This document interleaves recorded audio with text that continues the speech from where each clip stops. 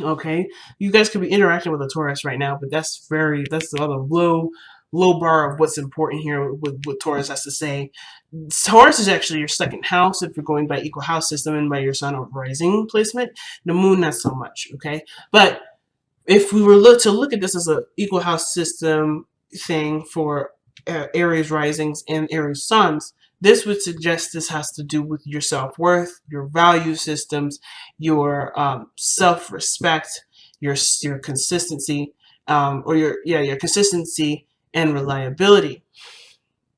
This doesn't mean like necessarily reliability for you. This could have to do with what you desire, what you want, or what you cherish and value very much in another person. Taurus energy too could indicate, yes, comforts, a place of zen and peace. Usually, this is a very like harvesting kind of energy. So, well, not harvesting necessarily. That's more Virgo in because that's fall. But Taurus energy is the Empress energy, right? This is the utopia. This is the lavish abundance. But I feel like you have a very business mindset at this moment. You're looking at things from a very practical lens, from a very earth lens. You're not necessarily interested in being very emotional. You're actually trying to channel a lot of your energy into a very practical way of being. In this sense, doesn't have to just do with being work. This could also do with relationships, being more serious, feeling more ready for settling, if that makes sense, settling down, if that makes sense. So there is something here, very fixed energy about you this time around. So let's see what the reading would per se give us with this kind of energy.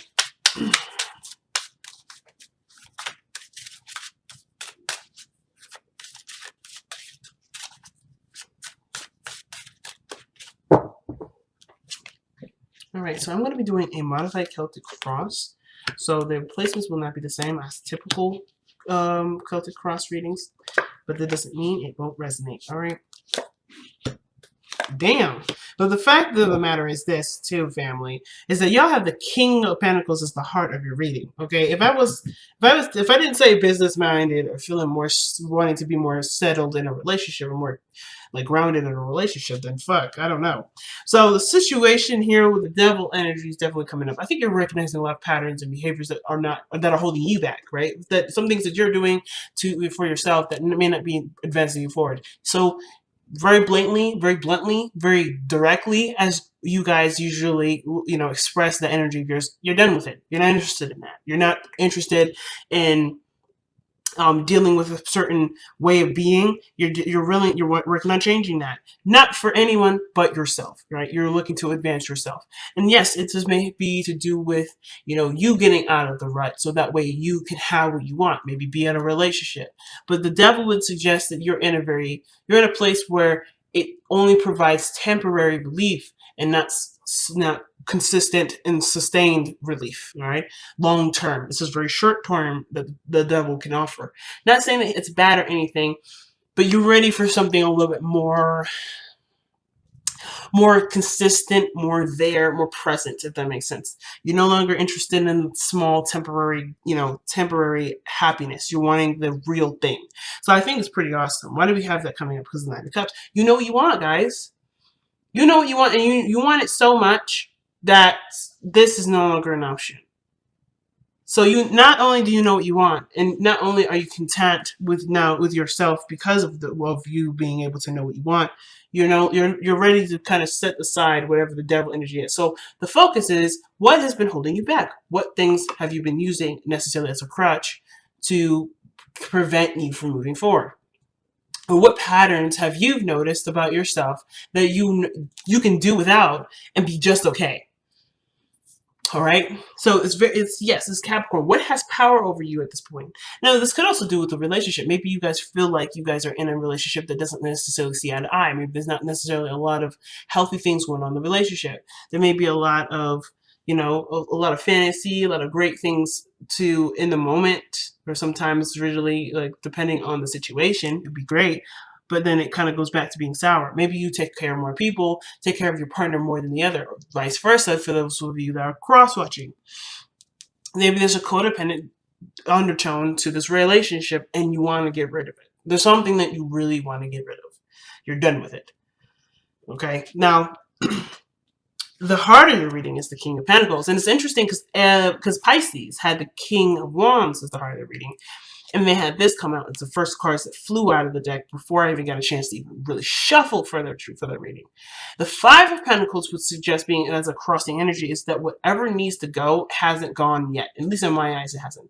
It's like you know what being sustainable looks like and feels like, and your goal and your heart's intention is to go ahead and be this person that you can rely on, not just for yourself, but for for other people to truly rely on. But I feel it too. You want to feel good about who you are. You want to feel like you're holding down the fort. You have a certain perspective in regards to how you want either your future self to be and your future relationships to be, or how you want to have your career go.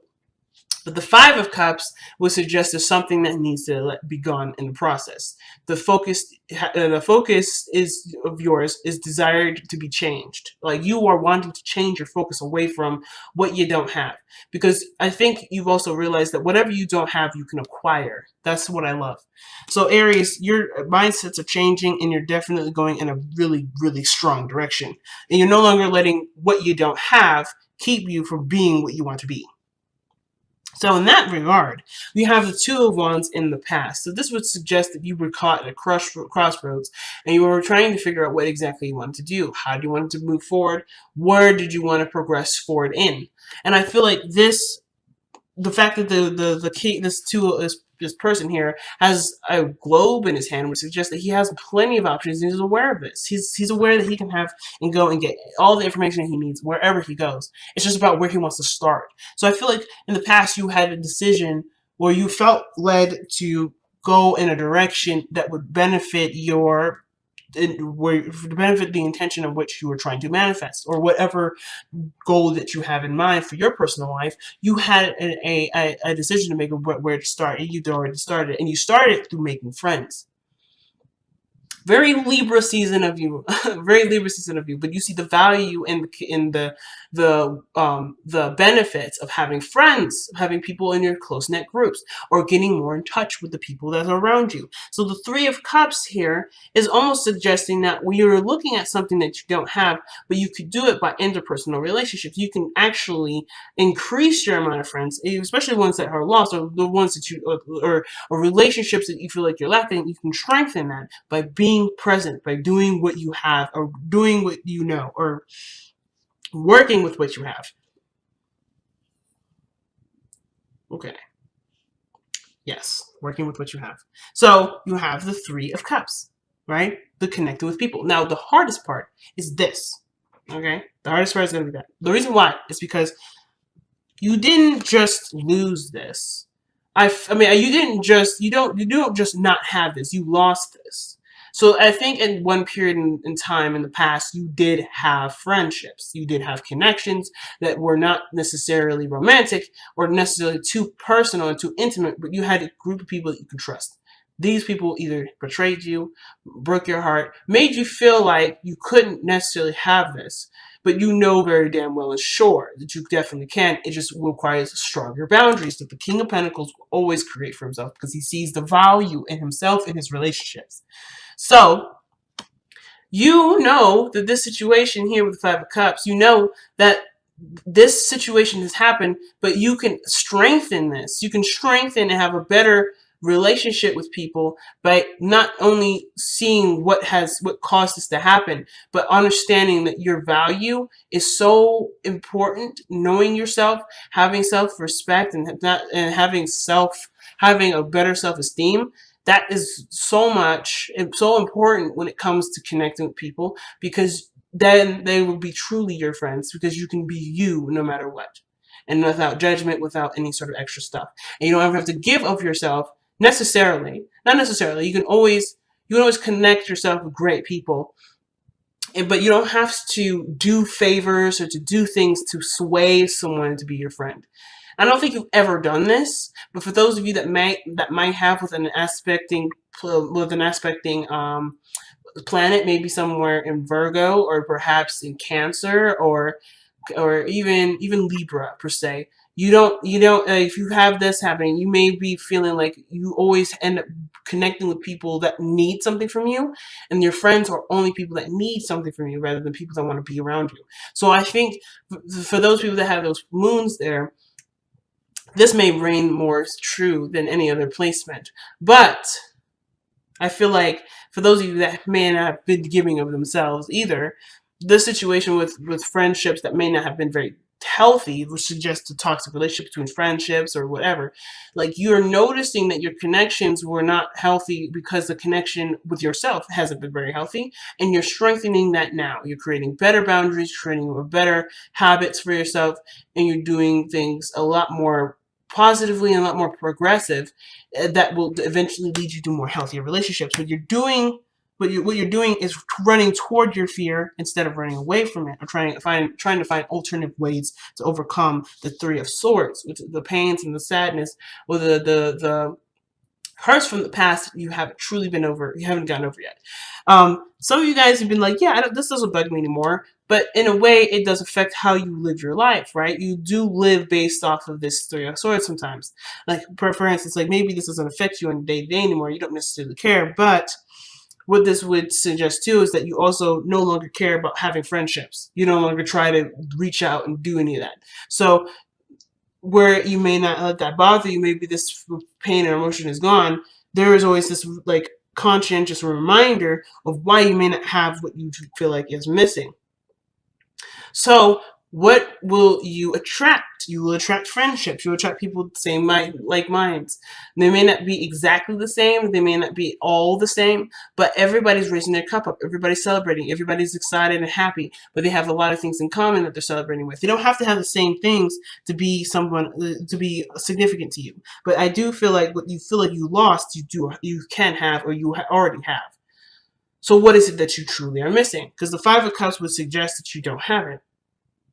Some of you guys may, believe it or not, I may have been reading, there may be another way of reading this that I actually didn't consider. Perhaps the Five of Cups is suggesting that, yes, you are of value to yourself, you're aware of your worth, you're aware of what you would not necessarily have to offer to someone else, but you're aware of the value of being someone's friend. You're very aware of what you bring to the table, not just for yourself, but what you can, what you what personally you can provide for somebody in a relationship. Again, this is not to say that you should go out to find friends to give or to be of service to them, but you as a person being yourself, authentic, not giving anything other than who you are to people, that is a gift in itself. So you are noticing yourself as a gift, and I feel like what you believe is that you don't have, you actually do have.